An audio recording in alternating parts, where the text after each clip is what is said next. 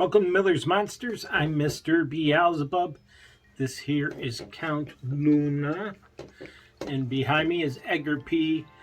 the Scully, sporting the Ben Cooper mask, but it needs an adjustment there. But, out. Come on, man. Woman. You're a woman. And I'd like to continue on with some excerpts out of the book The Graveyard. Okay, get the shadow off of there, and that's written by Robert David Chase, and Ed and Lorraine Warren contributed. He was like the ghostwriter for them. Oh, that's a good one. Ghostwriter, you get it? No. All right. Anyways, if you want to hear more silly jokes like that, please hit the bell, hit the subscribe button, hit the like button, hit the notification button so you don't miss any more episodes. And please tell your friends to like and subscribe to us. So the first bit in the book, and these are all tales of the Union Cemetery, which was near Monroe, Connecticut, where the Warrens lived and had their museum, and is often thought of one of the most haunted places around. There's several stories, and I don't know if we'll get to them all, but at least some of the good ones. Please sit up so they can see your beautiful face. Ow. All right, fine.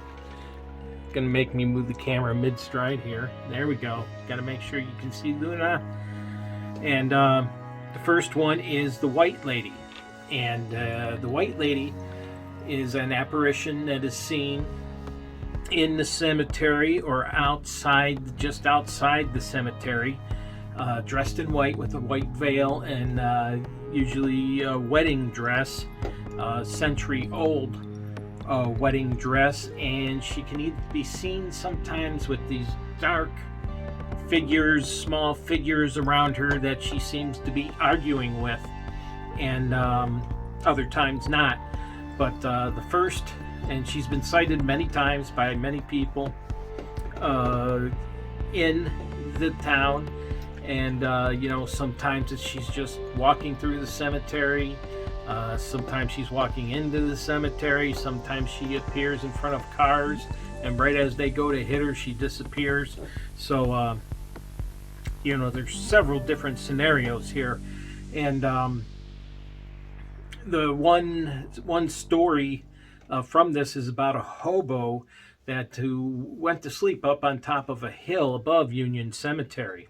And he woke up from his sleep suddenly and looked down at the cemetery, and he saw this white mist floating across the cemetery. And he got up and walked down the hill, and soon he realized that this white mist was a woman in a white veil and wedding dress, and this time she had these small dark figures around her that she seemed to be arguing with. And needless to say, the hobo never forgot that encounter. Get out of the treats. We're going to do this 100 times, aren't we? And got up out of there. The Warrens, hearing of the encounters of the White Lady, put a ad in the newspaper and said, hey, anybody that has any stories to tell about the White Lady, please contact us. And they were contacted numerous times and had many stories to tell. And one of them is about two brothers. The two brothers, Tony and Ryan, were playing in the cemetery. And yes, I'll repeat that, playing in the cemetery. And I don't know why anybody would want to play in a cemetery, but it was there, and boys will be boys.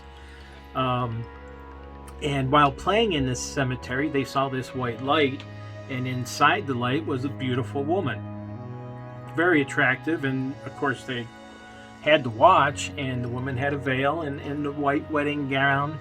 And again, they noticed the dark, small figures around her, and she was arguing with them. And after watching her for a bit, they finally got scared, ran up to tell their parents, and the father's like, yeah, right, okay, sure. The mother, being more likely to entertain the boys, went down with the boys and couldn't see the white light or the white lady. And while she was down there, she saw a car passing by and the headlights shining into the cemetery, and she wrote it off to that. So for many nights afterwards, the boys sat up in their house watching the cemetery to see if they can get a glimpse of the white lady again. And that was to no avail. So it was later in life, when Ryan had moved out of state and Tony was still in the town, and Tony would go hunt, and he saw the white lady again. This time he observed the white lady walking into the cemetery, no dark figures around her, and would just and then just disappeared. And that was his second sighting. He had a trifecta.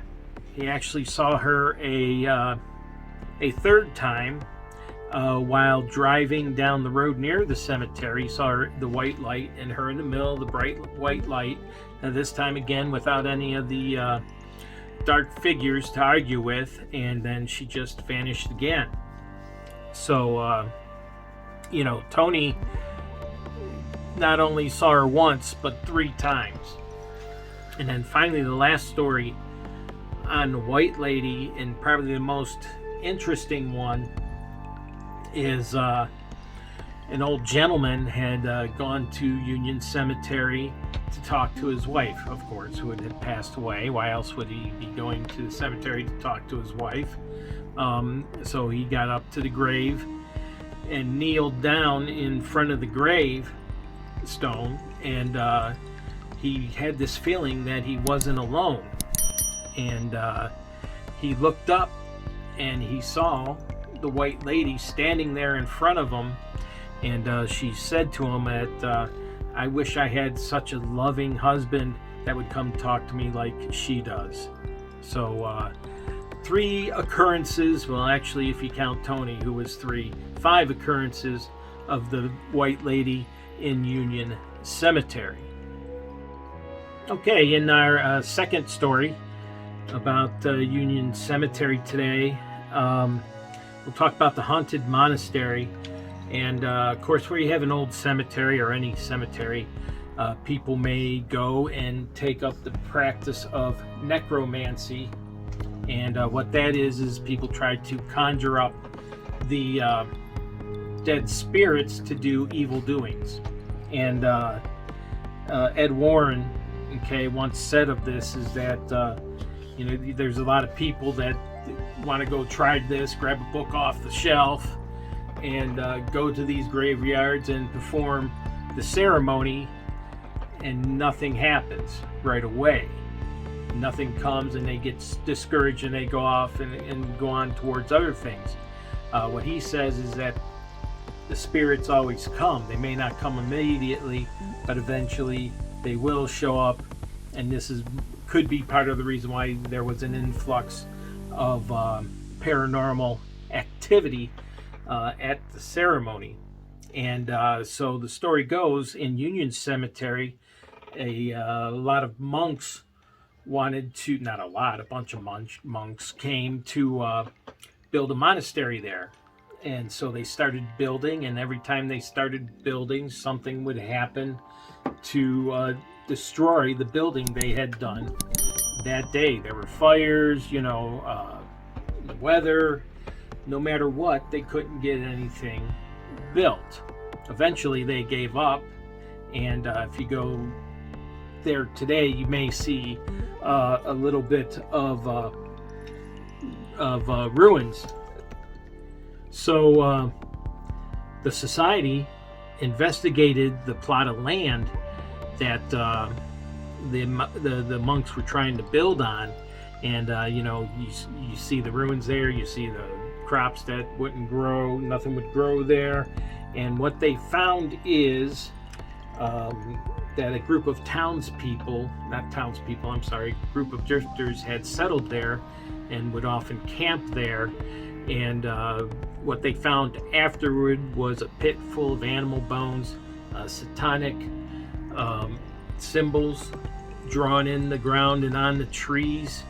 And they believe now, since that happened, that the Warrens have stated that the land is cursed and accursed, and nothing would ever be. You would never be able to make use of that land again.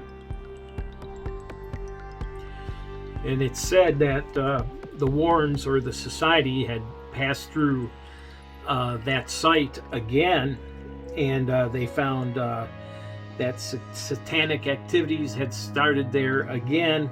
They found black candles and other magic paraphernalia, and so even Satanists have heard of this site and may be flocking back to it. I hope you enjoyed what you heard today.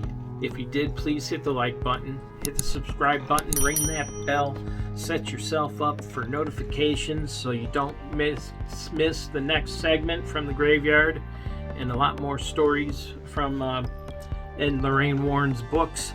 And please tell your friends to like, subscribe, and view us. And I thank you ahead of time. I'll talk to you later.